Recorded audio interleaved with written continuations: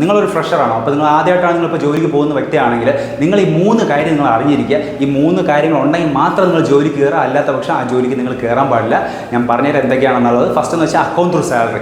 നിങ്ങൾക്ക് ഏത് ജോബ് പോയെങ്കിലും ഫസ്റ്റത്തെ ഓപ്ഷൻ എന്നുള്ള പ്രയോറിറ്റൈസ് ചെയ്യേണ്ടത് അക്കൗണ്ട് ത്രൂ സാലറിയാണ്. അക്കൗണ്ട് ത്രൂ സാലറി ഉണ്ടെങ്കിൽ മാത്രം നിങ്ങളിവിടെ കയറുക, ഇല്ലാത്ത പക്ഷം നിങ്ങൾ കയറേ ചെയ്യരുത്. നിങ്ങൾ അതിനെക്കുറിച്ച് ചിന്തിക്കുക പോലും ചെയ്യരുത്. കാരണം എന്ന് വെച്ച് കഴിഞ്ഞാൽ അക്കൗണ്ട് ത്രൂ സാലറിക്ക് അതനുസരിച്ച് ബെനിഫിറ്റ് ഉണ്ട്. നിങ്ങളിപ്പോൾ തുടക്കക്കാരനാണെങ്കിൽ നിങ്ങൾക്ക് കുറച്ച് കൂടിയ ശമ്പളം കിട്ടും, പക്ഷേ അക്കൗണ്ട് ത്രൂ സാലറി ഇല്ല, PF ഒന്നും ഇല്ലെങ്കിൽ നിങ്ങൾ ചാടി കയറി പോകാൻ സാധ്യതയുണ്ട്. നിങ്ങൾ കണ്ണിൽ എപ്പോഴും സാലറി ആയിരിക്കും കുറച്ച് ഐ അട്രാക്ഷനായിട്ട് പെടുന്നത്. സോ അത് നിങ്ങൾ അവോയ്ഡ് ചെയ്യുക. നിങ്ങൾ അക്കൗണ്ട് ത്രൂ സാലറി ഉണ്ടെങ്കിൽ കയറുക. കാരണം അക്കൗണ്ട് ത്രൂ സാലറി ഉണ്ടെങ്കിൽ നിങ്ങൾക്ക് ഈ പറഞ്ഞ ലോൺ ബെനിഫിറ്റ് എന്തെങ്കിലും ഉണ്ടെങ്കിൽ നിങ്ങൾക്ക് അപ്രോച്ച് ചെയ്യാൻ പറ്റത്തുള്ളൂ. ഫോർ എക്സാമ്പിൾ നിങ്ങൾ എന്ത് ലോൺ ആയിക്കോട്ടെ, നിങ്ങൾ വീട് ലോൺ ആയിക്കോട്ടെ, എന്ത് ലോൺ ആയിക്കോട്ടെ, നിങ്ങൾക്ക് അവർ ബേസിക് ഈ പറയുന്ന ലോണ് നിങ്ങൾ അപ്ലൈ ചെയ്യുമ്പോൾ അവർ ചോദിക്കുന്ന വിഷയം എന്ന് വെച്ച് കഴിഞ്ഞാൽ നിങ്ങൾക്ക് ചോദിക്കുന്നത് അക്കൗണ്ട് ത്രൂ സാലറി ആണോ ചോദിക്കും. അതുപോലെ തന്നെ നിങ്ങൾക്ക് അക്കൗണ്ട് ത്രൂ സാലറി ആണെങ്കിൽ അതിൻ്റെ സ്ലിപ്പ് ചോദിക്കും 3 മാസത്തേത്. അതുപോലെ തന്നെ നിങ്ങൾക്ക് ബാങ്ക് സ്റ്റേറ്റ്മെൻറ്റ് അവർ ചോദിക്കും 6 മാസത്തെ. കാരണം എന്ന് വെച്ച് കഴിഞ്ഞാൽ നിങ്ങൾ അക്കൗണ്ട് ത്രൂ സാലറി ആണെന്ന് പറഞ്ഞിട്ട് നിങ്ങൾ സ്ലിപ്പ് കൊടുത്താലും അവർ ബാങ്ക് സ്റ്റേറ്റ്മെൻറ്റും കൂടി ചെക്ക് ചെയ്യും. അപ്പം ബാങ്ക് സ്റ്റേറ്റ്മെൻറ്റ് ചെക്ക് ചെയ്യുമ്പോഴത്തേക്കും ഈ പറയുന്ന സാലറി സെറ്റിലുള്ള എമൗണ്ട് ബാങ്കിൽ ക്രെഡിറ്റ് ആയിട്ടുണ്ടോ എന്ന് അവർ നോക്കും. ഇതുണ്ടെങ്കിൽ മാത്രമേ അവർ ലോൺ പാസ്സാകത്തുള്ളൂ. മാത്രമല്ല സിബിൽ അവർ നോക്കുന്നുണ്ടാവും. എങ്കിലും അതിന് പുറമെ ഇത് രണ്ടും ഉണ്ടെങ്കിൽ മാത്രമേ അവർ ഫസ്റ്റ് പ്രൊസീഡ് എങ്കിലും ചെയ്യത്തുള്ളൂ. സോ അക്കൗണ്ട് ത്രൂ സാലറി നിങ്ങൾക്ക് നിർബന്ധമാണ്.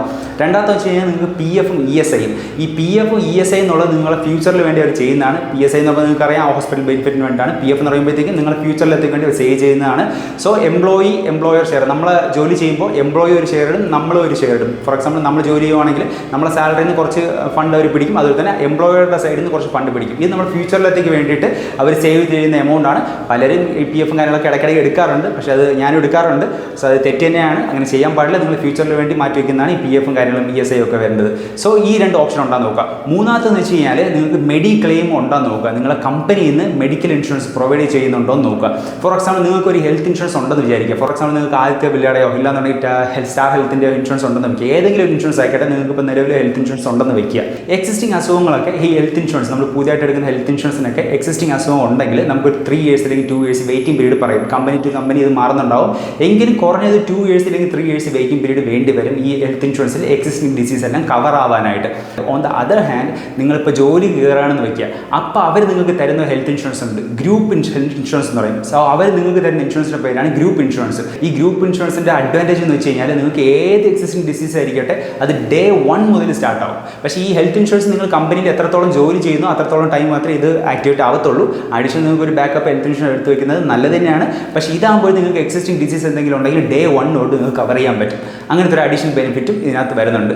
സോ ഈ ഒരു 3 ഓപ്ഷൻ ഉണ്ടെങ്കിൽ നിങ്ങൾ ധൈര്യമായിട്ട് കയറുക. നിങ്ങൾ സാലറിയുടെ എമൗണ്ട് വലുതായിട്ട് നോക്കണ്ട. നിങ്ങൾ കൊച്ചു സാലറി ആണെങ്കിൽ, കൊച്ചു സാലറി എന്ന് വെച്ച് കഴിഞ്ഞാൽ നിങ്ങൾക്കൊരു ഇത് കാണുമല്ലോ, ഒരു കൺസെപ്റ്റ് ആണല്ലോ. അപ്പോൾ എൻ്റെ ഒരു പഠിത്തത്തിന് ഏകദേശം ഇത്ര സാലറി മതി, ഓക്കെ എനിക്കിത് ഫെയർ ആണ്, ഈ ഒരു ഡീൽ ഫെയർ ആണെന്നുണ്ടെങ്കിൽ നിങ്ങൾ കയറുക.